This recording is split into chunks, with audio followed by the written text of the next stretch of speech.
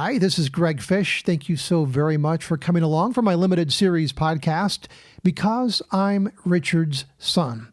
As I share these chapters with you, I pray that they are a blessing to your soul. And if you'd like to know more about the book, check it out at CorbinFosterMedia.com. That's CorbinFosterMedia.com. Oh, and by the way, this is a CorbinCast podcast. Today's chapter that I'll be sharing with you is entitled Sacred Spaces. There's a peculiar little fruit that I've come to discover is native to my home state, and it's called the persimmon. You'll find persimmons outside Indiana, but I've rarely encountered anyone outside the Hoosier State familiar with this magical little quarter-sized piece of heaven. It's a berry, but nothing like the berries you might imagine. Persimmons are harvested in the fall. Most of the trees simply grow in the wild, which meant that finding persimmons was an adventure that required great strategy. Once the fruit is ripe, you must gather them quickly because deer also have a taste for this natural treasure. While there are different varieties of persimmon around the world, Indiana persimmons are much smaller with a deep autumnal orange hue. Their flavor is unique, though I once heard someone describe them as similar to a fig. You can serve persimmon in various ways, including cookies, fudge, ice cream, and cakes. My preference is a delectable dish that stands out as one of my all-time favorites, the persimmon pudding. And my mother's was the best. Trust me. When I say pudding, you might immediately think of chocolate, butterscotch, or tapioca pudding, but it's nothing like that. Persimmon pudding, when made correctly, is a moist, dense cake. Mom would top it off with a sweet, thick, caramel-like glaze. There's one more thing you should know about procuring persimmons. You should only gather the ones that have fallen to the ground. Ripe persimmons fall from the tree. As a young boy, I was convinced that Dad was forcing us to bend over and pick up the fallen persimmons simply to create extra work for us. After all, the teeming branches were low enough that I could have reached up and harvested the fruit without stooping or crouching. Dad, why can't we pick all these off the tree? I asked with layers of frustration in my voice. There came the day when Dad decided to teach me an important life lesson, and it was a lesson I shall never forget. Well, son, why don't you just go ahead and pick one and eat it? He devilishly obliged.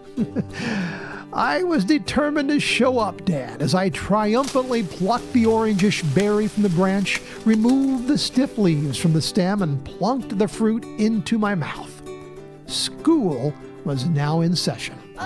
You see, an unripe persimmon is one of the most bracingly bitter things you can ever put into your mouth. Far worse than any lemon you may have ever bitten, these little fruits create an instant pucker that has come to sit a spell when it visits your face. I spat, I puckered, I groaned. Dad laughed. Lesson learned.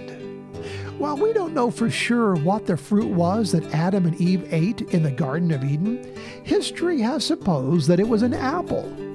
I say otherwise. I believe that Adam and Eve plucked a persimmon from the tree, bit it, and we've all been puckering ever since. In years past, I might have told you that Christmas was the best time of the year. But looking back, the autumns of my boyhood were chock full of rich, fragrant memories that still send waves of joy through my soul. If heaven allows such a thing, I might request to go back and have a weiner roast at the edge of the woods behind the house where I grew up. These events are sacred in my mind. Those were moments when Dad created a genuinely enthralling happening for all who would come. There could never be enough weiner roast in the fall. Sometimes we'd invite family, other times folks from the church, and on occasion, it could even be just Dad and me. Those were spectacular hours. Dad and I would gather branches for a small bonfire, carve the end of a green sapling clean, and poke it through the finest sausage concoction of all, my beloved Red Dog. A Red Dog is probably, in essence, pure junk. But it is divine junk. Sometimes we'd call them fat dogs for their larger than usual shape, but they would always be held in a red casing that would pop, crack, and split open as we roasted them over the fire. Once delivered to the bun, the only suitable toppings were yellow mustard and relish. As you bite into a fire-roasted Red Dog, grease rolls down the side of your face, and 10 hours is automatically deducted from the span of your life for eating such garbage. And it is worth every bite. As much as I loved Red Dogs cooked over an open fire, being alone in that sacred space with Dad was the highlight. No fizzy bottle of pop or bag of chips could ever accompany a moment like that as nicely as simply sharing space with Dad. Want another dog, son? No, Dad. Let's just sit here for a while. Sounds good to me. When friends or family would join us for weiner roast, there would be rituals that were as predictable as any family Thanksgiving tradition. There would be the sweet aroma of persimmon pudding wafting through the house. Dad would be outside dragging logs into place for seating, then building and stoking a magnificent bonfire. As darkness began to frost the October landscape, cars would arrive. Doors would slam shut, and happy voices could be heard from the distance. The closer you get to the wooded area where the greatest of events is about to unfold, your feet begin crunching over more and more fragrant fallen leaves. The smell of burning wood greeted your nose, and that hot orange glow would warm your face. It was important to select a thin but strong sapling branch and carve the end to needle-like precision. The correct way to skewer a hot dog was in parallel fashion, end to end, though that required a certain exactitude so you didn't merely split the dog in two. Some would demonstrate inexperience by threading the hot dog onto the stick from the middle in the shape of a T.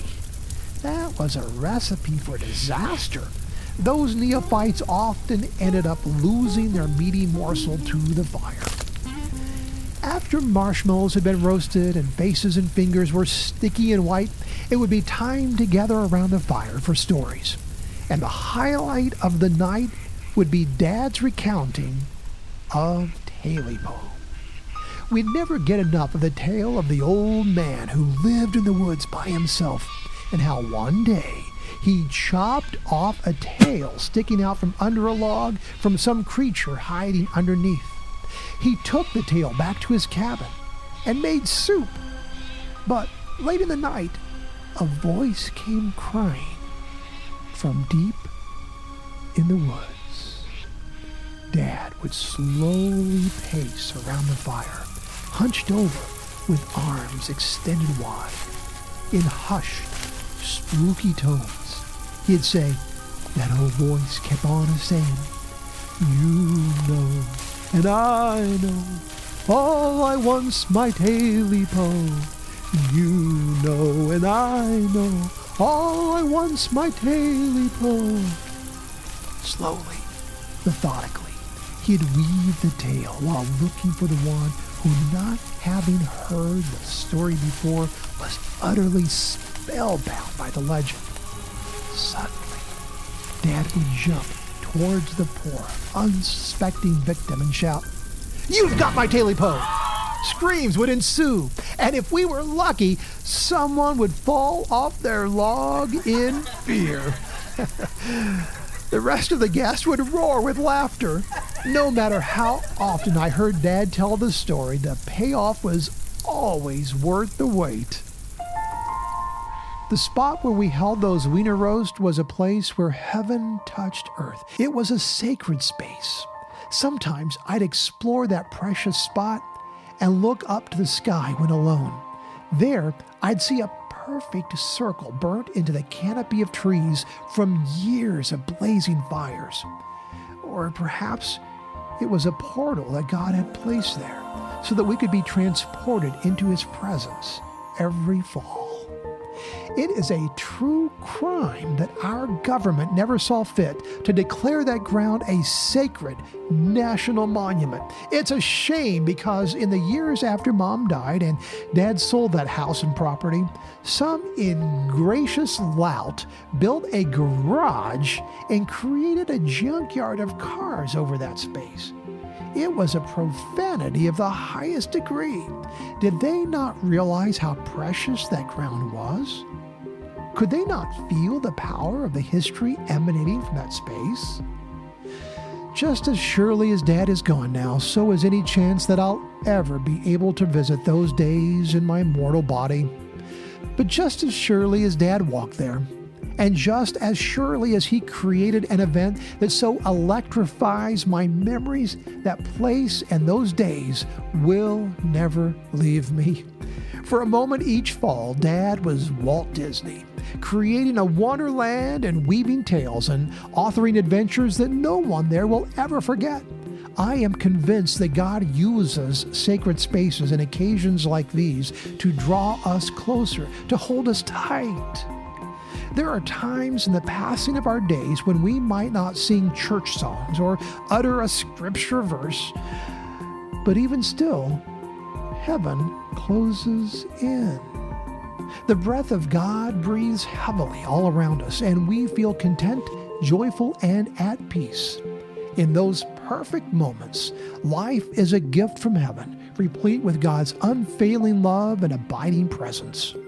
My memories are ablaze with the simplest stillness and the most perfect smoke-infused happiness, because I'm Richard's son.